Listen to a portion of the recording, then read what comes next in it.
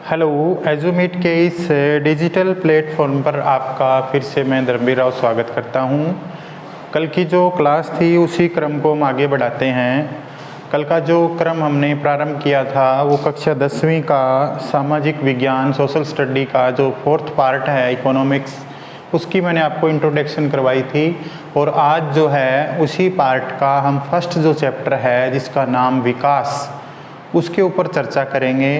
विकास chapter से संबंधित मुख्य मुख्य बातें आपके सामने रखूँगा और इस पार्ट से कौन कौन से प्रश्न एग्जाम में लिए जाते हैं उन प्रश्नों के ऊपर भी हम विचार करेंगे। तो सभी बच्चे रेडी हो? तो विकास का क्या अर्थ है, विकास को कौन कौन से कारक प्रभावित करते हैं, विकास के लिए कौन कौन से कारकों का होना आवश्यक है, वो सारी चीज़ें इस चैप्टर के अंदर हम पढ़ेंगे। तो सबसे पहले बच्चे, जैसा कि बोर्ड के ऊपर आप पढ़ पा रहे हैं, विकास का अर्थ क्या है, यानी विकास किसे कहते हैं, विकास की परिभाषा क्या है। तो साधारणतः बच्चे विकास का मतलब होता है वृद्धि करना, आगे बढ़ना। किसी भी क्षेत्र में हो सकता है, किसी भी क्षेत्र में अगर हम प्रगति करते हैं, हम आगे बढ़ते हैं, अच्छा प्लेटफॉर्म प्राप्त करते हैं, उन सारी प्रक्रियाओं को हम जो है विकास बोलते हैं। तो विकास का जो शाब्दिक अर्थ जो है बेटा वो मैंने अभी बताया है, जैसे वृद्धि करना, आगे बढ़ना, ये सारी जो चीज़ें हैं वो विकास को परिभाषित करती हैं। लेकिन हम जो बुक पढ़ रहे हैं, हमारा जो विषय है बेटा वो अर्थशास्त्र है, जिसके अंदर धन से जुड़ी क्रियाओं का अध्ययन किया जाता है। तो यहाँ अर्थशास्त्र के हिसाब से, यानी अर्थशास्त्र के अनुसार जो है वो विकास की परिभाषा क्या होनी चाहिए, तो उसके ऊपर हम बात करेंगे।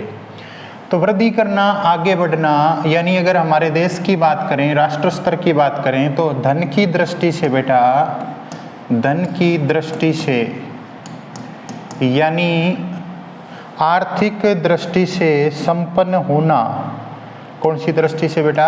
आर्थिक दृष्टि से। तो धन की दृष्टि से बेटा, धन की दृष्टि से आगे बढ़ना जो है वो क्या कहलाता है? हमारा विकास कहलाता है। किस चैप्टर के अकॉर्डिंग? इकोनॉमिक्स के अकॉर्डिंग। धन की दृष्टि से या धन के अनुसार या धन की अवस्था के अंदर, धन की मैंने लिखा बेटा दृष्टि से, या मैंने लिखा बेटा आर्थिक संपन्नता। आर्थिक संपन्नता यानी आर्थिक दृष्टि से हमारा देश जो है वो मजबूत है।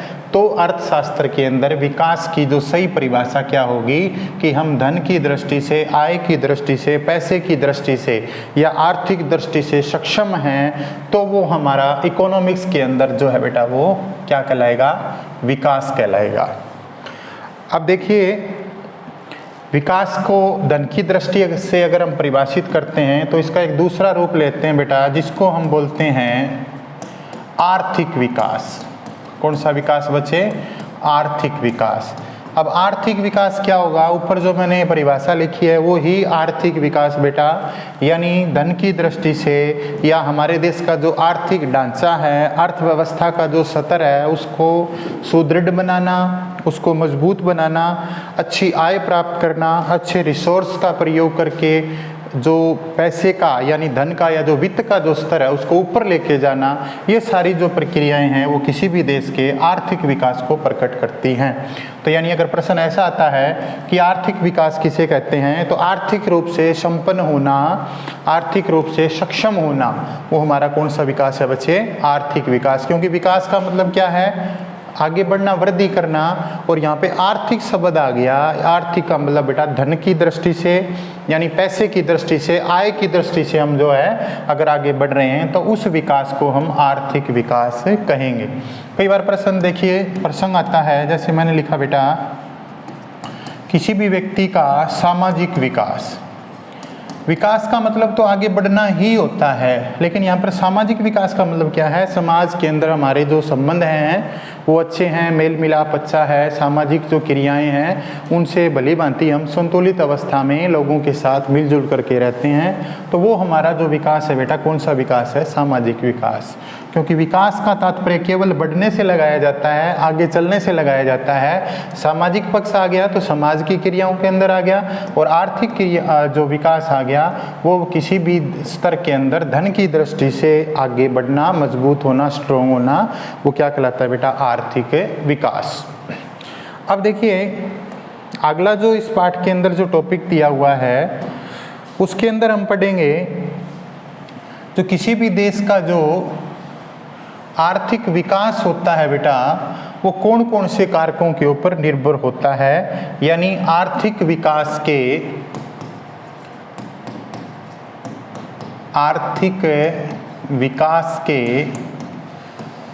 निर्धारक तत्व,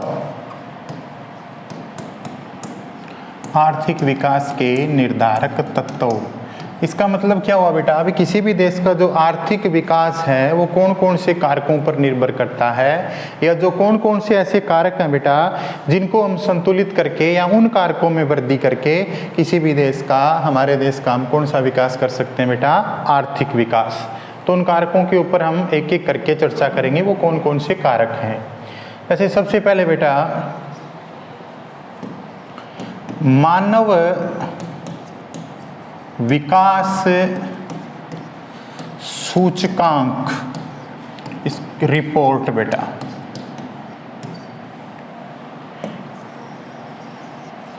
ह्यूमन डेवलपमेंट इंडेक्स बोलते हैं बेटा। इसका अर्थ क्या है? सबसे पहले तो इसके अर्थ के बारे में बात करते हैं।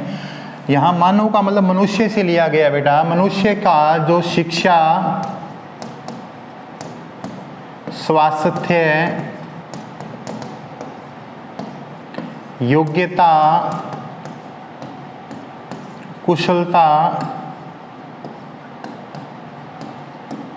यानी एक इस प्रकार का सूचकांक, एक इस प्रकार की रिपोर्ट बेटा जो किसी भी देश के अंदर रहने वाले जो व्यक्ति होते हैं, मानवीय जो पूंजी होती है, उसके शिक्षा के, स्वास्थ्य की, योग्यता और कुशलता के बारे में जानकारी प्रस्तुत करती है। ऐसी रिपोर्ट को मानव विकास सूचकांक रिपोर्ट कहा जाता है, जिसके अंदर विभिन्न प्रकार की जो मानव से जुड़ी जो योग्यताएं होती हैं, जैसे शिक्षा हो गया, स्वास्थ्य हो गया, योग्यता होगी, कुशलता होगी, इन सभी का एक सम्मिलित रूप जो रिपोर्ट प्रकट करेगी उसे मानव विकास सूचकांक रिपोर्ट कहा जाता है।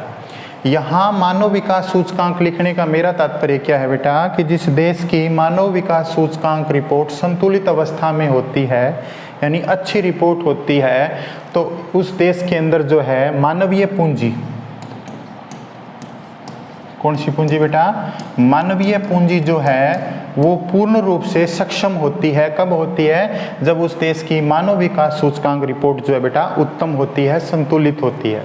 तो मानवीय पूंजी एक ऐसे मानव से लिया जाता है बेटा। इसका एग्जाम्पल कि कुशल और योग्य जो व्यक्ति होता है वो किसी भी देश की मानवीय पूंजी होता है, और मानवीय पूंजी जो है किसी भी देश के आर्थिक विकास में सबसे ज़्यादा योगदान करती है। तो मानवीय पूंजी की जो रिपोर्ट है बेटा, या मानव की जो रिपोर्ट है, वो जो रिपोर्ट है उसका नाम है मानव विकास सूचकांक रिपोर्ट, जो मनुष्य के, मानव के या उस देश के नागरिकों के शिक्षा, स्वास्थ्य और योग्यता के बारे में रिपोर्ट प्रस्तुत करती है। ये रिपोर्ट जिस देश की जो है पॉजिटिव यानी संतुलित अवस्था में होगी, वो देश सबसे ज़्यादा आर्थिक विकास करेगा। तो सबसे पहला जो पॉइंट हो गया बेटा वो है मानव विकास रिपोर्ट। हाँ जी, अब हम बात करते हैं बेटा नंबर 2,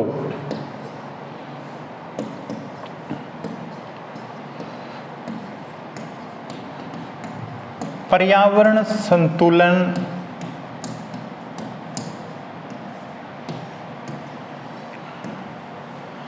पर्यावरण संतुलन से एक चीज़ और भी सामने आती है बेटा, ये नाम पढ़ते हैं तो पर्यावरण प्रदूषण आपने पढ़ा होगा। संतुलित जो वातावरण है, अच्छा वातावरण है, किसी भी देश के आर्थिक विकास में अहम भूमिका निभाता है।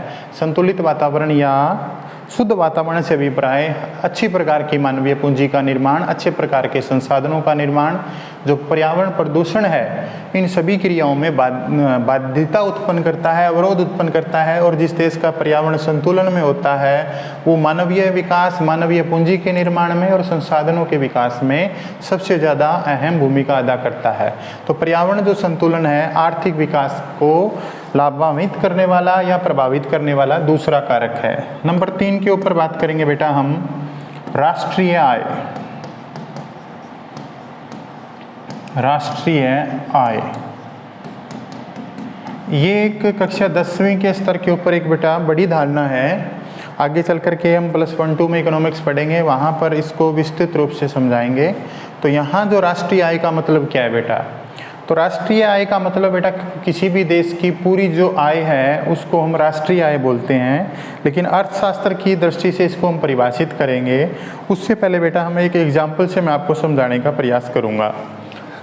देखिए एक परिवार है बच्चे, उसके अंदर जो है 3 सदस्य हैं और हमारा देश एक कृषि प्रधान देश है। 3 जो व्यक्ति में से 2 जो है बेटा खेती करते हैं और एक व्यक्ति जो है, चौथा जो व्यक्ति है बेटा, तीसरा जो व्यक्ति है बेटा वो क्या करता है, वो गवर्नमेंट जॉब करता है बच्चे।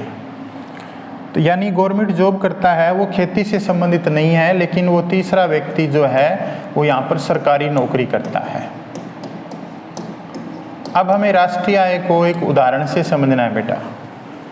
ये 2 लोग जिन्होंने खेती से जो पैसा कमाया प्लस में सरकारी नौकरी वाले ने जो पैसा कमाया, दोनों को मैं जोड़ दूंगा तो वो एक जो है समझने की दृष्टि से बेटा राष्ट्रीय आय हो जाएगी। अब कैसे समझाने का प्रयास करूंगा कि ये 2 व्यक्ति जो है इनको हम अपने देश के अंदर यानी घर के अंदर मान लेते हैं और ये जो व्यक्ति है बेटा जो बाहर से पैसा कमा के ला रहा है इसको हम विदेश मान लेते हैं। क्या मान लेते हैं? विदेश। तो हमारे देश की जो आय है, देश के अंदर वस्तुओं और सेवाओं का जितना उत्पादन होता है उस आय के साथ विदेशों से जो हम आय प्राप्त करते हैं उसको अगर जोड़ देते हैं तो वो राष्ट्रीय आय बन जाती है। अब इसको मैं परिभाषित करूंगा। परिभाषित करने से पहले मैंने एक एग्जाम्पल के माध्यम से आपको समझाया है कि हमारे देश के अंदर जितना वस्तुओं और सेवाओं का उत्पादन होता है प्लस में विदेशों से जो हम आय प्राप्त करते हैं, दोनों का जो जोड़ होगा बेटा उसे हम राष्ट्रीय आय बोलते हैं। अब आप एक प्रश्न आता होगा कि विदेशों से हम आय किस प्रकार प्राप्त करते हैं बेटा। विदेशों वाली आय को बोलते हैं बेटा हम विदेशों से प्राप्त निवल कारक आय बेटा, या निवल आय लिख दिया मैंने। निवल का मतलब बेटा शुद्ध होता है।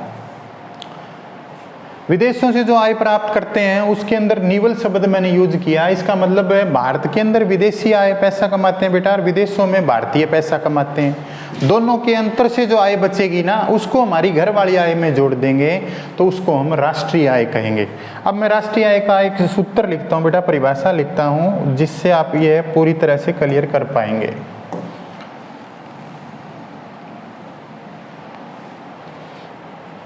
राष्ट्रीय आय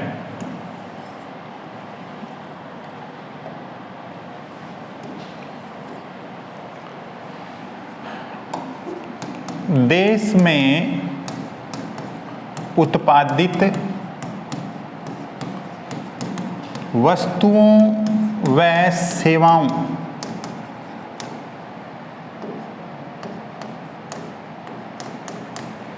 के बाजार मूल्य के जोड़ को बाजार मूल्य के जोड़ व विदेशों से प्राप्त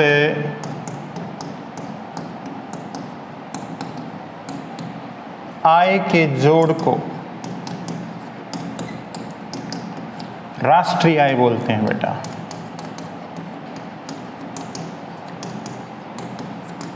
यही परिभाषा अगर हम आगे चल करके +2-1 के हिसाब से करते तो बेटा देश की घरेलू सीमा में उत्पादित वस्तुओं और सेवाओं का बाजार मूल्य प्लस में विदेशों से प्राप्त निवल कारक आय, दोनों का जो जोड़ होगा उसे राष्ट्रीय आय बोलेंगे बेटा।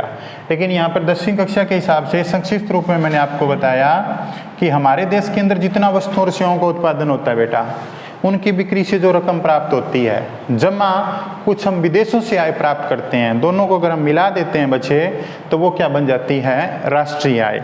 तो राष्ट्रीय आय जो है, अभी मैंने जो पहले एग्जाम्पल दिया था बेटा, विदेशों को मैंने उस सरकारी नौकरी वाले व्यक्ति से जोड़ दिया और घर के अंदर जो खेती कर रहे थे उनको देश में उत्पादित वस्तुओं और सेवाओं के साथ जोड़ दिया, इसलिए वो एग्जाम्पल हमने लिया था। अब जिस देश की राष्ट्रीय आय बेटा सबसे ज़्यादा होगी, राष्ट्रीय आय सबसे अधिक होगी, वो देश उतना ही क्या करेगा बेटा, आर्थिक विकास। और राष्ट्रीय आय होती क्या है वो मैंने आपको अच्छी तरह से बता दिया है, फिर भी कोई दिक्कत है तो दोबारा मैं बताने का प्रयास करूँगा। हमारे देश में जितना भी वस्तुओं और सेवाओं का उत्पादन होता है वो वस्तुएं और सेवाएं बाजार में बिकती हैं बेटा और उनसे पैसा प्राप्त होता है, जमा विदेशों से जो हम आय प्राप्त करते हैं, दोनों को अगर जोड़ दिया जाता है तो वो हमारी राष्ट्रीय आय होती है, पूरे देश की आय होती है। और उस राष्ट्रीय आय का देश के आर्थिक विकास पर सबसे ज़्यादा प्रभाव पड़ता है, यानी जितनी ज़्यादा राष्ट्रीय आय होगी उतना ही देश कौन सा विकास करेगा बेटा, आर्थिक विकास। अगला पॉइंट आगे है बेटा, प्रति व्यक्ति आय। प्रति व्यक्ति आय, जैसा कि नाम से ही पता चल रहा है, प्रति का मतलब हर हो गया बेटा, व्यक्ति का मतलब हर व्यक्ति आय। एक व्यक्ति के पल्ले में जो आय आती है बेटा उसे किसी भी देश की प्रति व्यक्ति आय कहा जाता है। निकालने का सूत्र क्या है बेटा, अभी हमने राष्ट्रीय आय करी तो निकालने का जो सूत्र है वो क्या होगा बेटा, राष्ट्रीय आय बटा देश की कुल जनसंख्या। राष्ट्रीय आय बटा कुल देश की जनसंख्या, यानी देश की जो जनसंख्या है और जो राष्ट्रीय आय है दोनों का जो अनुपात, यानी दोनों का राष्ट्रीय आय को जनसंख्या से भाग करने पर एक व्यक्ति के जो पल्ले आय आएगी बेटा उसे हम प्रति व्यक्ति आय कहते हैं। जिस देश के नागरिकों की प्रति व्यक्ति आय सबसे ज़्यादा होगी बच्चे, वो देश उतना ही क्या करेगा बेटा, आर्थिक विकास। अब प्रति व्यक्ति आय का मतलब क्या है बच्चे, कि एक व्यक्ति के पल्ले में कितनी आय आती है। तो क्या भारत के सभी नागरिकों की, व्यक्तियों की आय बराबर है, क्या बराबर नहीं है? इसके लिए हमें क्या करना होता है वो हम थोड़ा आगे चल करके पढ़ेंगे। लेकिन प्रति व्यक्ति आय जिस देश की सबसे ज़्यादा होगी बेटा, विश्व स्तर के ऊपर दूसरे देशों की राष्ट्रीय आय से हम तुलना करेंगे तो दो ही तुलना के जो तथ्य होते हैं बेटा, कारक होते हैं, प्रति व्यक्ति आय और राष्ट्रीय आय। हमारी देश की प्रति व्यक्ति आय की दूसरे देशों के प्रति व्यक्तियों की आय से तुलना की जाएगी, हमारी राष्ट्रीय आय की दूसरे देशों की राष्ट्रीय आय से तुलना की जाएगी, जो किसी भी देश के आर्थिक स्तर का निर्धारण करती है। तो प्रति व्यक्ति आय और राष्ट्रीय आय जिस देश की सबसे ज़्यादा होगी वो देश सबसे ज़्यादा जो है बेटा क्या करेगा, आर्थिक विकास। आगे चलते हैं, कितने कारक हो गए, मानव विकास सूचकांक रिपोर्ट, दूसरा है पर्यावरण संतुलन, तीसरा राष्ट्रीय आय, चौथा प्रति व्यक्ति आय। उसके बाद में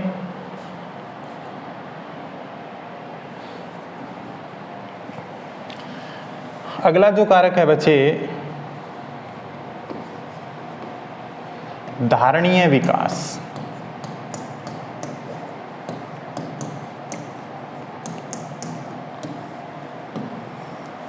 अब धारणीय विकास क्या होता है, या धारणीय विकास जो है वो किसी भी देश के आर्थिक विकास को सबसे ज़्यादा प्रभावित करता है।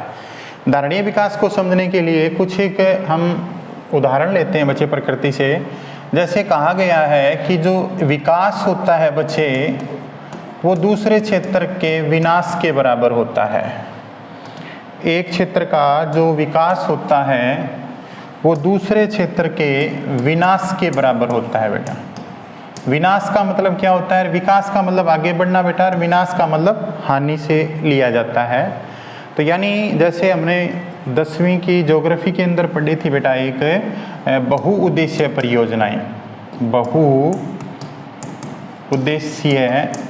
परियोजनाएं, जिसको बांध एक बेटा बहुउद्देशीय परियोजना है जिसका निर्माण बहुत सारे उद्देश्यों को प्राप्त करने के लिए किया जाता है। लेकिन बांध को बनाने के लिए एक अच्छा भूभाग चाहिए बच्चे, और भूभाग कहाँ आएगा? जंगलों को साफ किया जाएगा। जंगलों को जब काटा जाएगा तो जंगल के अंदर रहने वाले जो जीव जंतु है बेटा उनका आवास जो है वो खत्म हो जाएगा, यानी जो जंगलीय जो जीव है या जीवन है उसकी समाप्ति हो जाएगी, यानी उस क्षेत्र का क्या हो जाएगा? विनाश। तो बेटा हम कर क्या रहे हैं? धारणीय विकास किसे कहते हैं? धारणीय विकास की परिभाषा क्या होगी बच्चे? तो धारणीय विकास की जो परिभाषा है, बिना धारणीय विकास किसे कहते हैं, यानी हमें उस विनाश को रोकना है बेटा, तो बिना प्रकृति को हानि पहुंचाए जो विकास किया जाता है बेटा, उस विकास को कौन सा विकास बोलते हैं? धारणीय विकास। तो प्रकृति को बिना नुकसान पहुंचाए निरंतर अवस्था में जो विकास किया जाएगा उसे धारणीय विकास बोलते हैं। और धारणीय विकास जितना ज़्यादा होगा वो देश उतना ही आर्थिक विकास ज़्यादा करेगा, क्योंकि बिना किसी क्षेत्र को जो नुकसान पहुंचाए विकास किया जाता है, केवल विकास ही विकास होता है। धारणीय विकास से विनाश को रोका जा सकता है, और विनाश को रोकेंगे संसाधनों के जो गलत व्यर्थ दोहन को रोकेंगे, जिसके कारण क्या है बेटा? कोई भी देश क्या करेगा? आर्थिक विकास करेगा। उसके बाद में एक चीज इस चैप्टर के अंदर दी हुई है बेटा, औसत। और प्रश्न भी कई बार पूछा जाता है कि औसत का प्रयोग क्यों करते हैं बेटा? औसत का प्रयोग क्यों किया जाता है? औसत को अंग्रेजी में एवरेज बोलते हैं बेटा।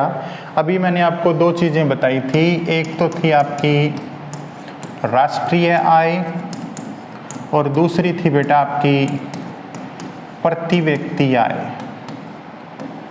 तो यहाँ औसत का प्रयोग क्यों किया जाता है? जब राष्ट्रीय आय से हमने प्रति व्यक्ति आय निकाली, तो मान लीजिए हमारे देश की प्रति व्यक्ति आय जो है हर व्यक्ति की बेटा 30,000 रुपये पर मंथ आ जाती है। ये औसतन आय है बच्चे। कौन सी आय है? औसतन आय। क्योंकि एक व्यक्ति तो ऐसा है जो 1 मिनट के 30,000 रुपये कमाता है, और एक व्यक्ति भारत में ऐसा है जिसने पूरी जिंदगी 30,000 रुपये नहीं देखे होंगे। तो प्रति व्यक्ति आय निकालने के लिए पूरी जनसंख्या से भाग करेंगे, फिर उसके बाद में जो हमारी प्रति व्यक्ति आएगी वो जरूरी नहीं है सभी व्यक्तियों की इतनी है। कई व्यक्ति ऐसे हैं जिसने पूरी जिंदगी में 30,000 रुपये नहीं देखे, कई व्यक्ति ऐसे हैं जो 1 मिनट में 30,000 रुपये कमाते हैं। इसीलिए इस दूसरे देशों की आय के साथ तुलना करने के लिए बेटा एवरेज यानी औसत निकाला जाता है, और औसत के माध्यम से ही दूसरे देशों की राष्ट्रीय आय की हमारे देश की राष्ट्रीय आय से या दूसरे देशों की प्रति व्यक्ति आय से हमारे देश की प्रति व्यक्ति आय की तुलना करने के लिए औसत का प्रयोग किया जाता है, क्योंकि सभी लोगों की आय जो है वो कभी बराबर नहीं होती। एक सूचकांक निकालने के लिए एवरेज यानी औसत का प्रयोग किया जाता है, जिसके द्वारा विदेशों की राष्ट्रीय आय से हमारे देश की राष्ट्रीय आय की तुलना करने के लिए विदेशों की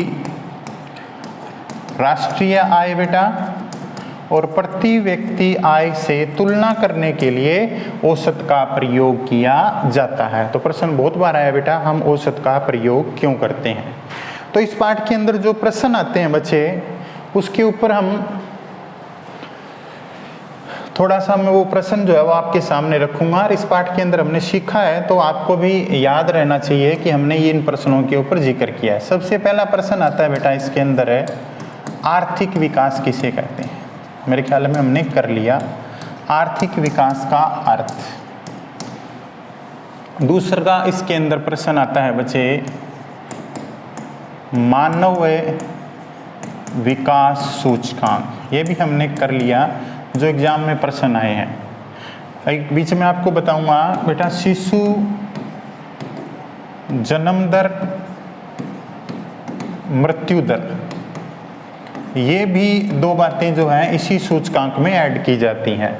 तीसरा प्रश्न इसके अंदर पूछा जा सकता है बेटा, जो आता है आमतौर के ऊपर, एक तो अभी धारणीय विकास का अर्थ, धारणीय विकास का अर्थ, और लास्ट का क्वेश्चन कई बार आया है इसके अंदर बेटा, अभी मैंने बताया हम औसत का प्रयोग क्यों करते हैं? ये भी कई बार राष्ट्रीय आय की परिभाषा पूछ ली जाती है बेटा। ये प्रश्न आते हैं बेटा इस पाठ से, और इन प्रश्नों के ऊपर जो है हमने बारी बारी से सारी चीजें जो हैं वो पढ़ ली हैं। ये सारी चीजें जो मैंने आपको ऊपर प्रश्न बताए, ये सारी चीजें जो हैं इन प्रश्नों के ऊपर हमने अलग अलग से जो है विचार कर लिया है। इनकी सारी जो बातें मैं आपको बता चुका हूँ। फिर भी अगर किसी प्रकार के प्रश्न में कोई डाउट है इन प्रश्नों से संबंधित तो आप मुझसे संपर्क कर सकते हैं। हमसे जुड़ने के लिए बहुत बहुत धन्यवाद।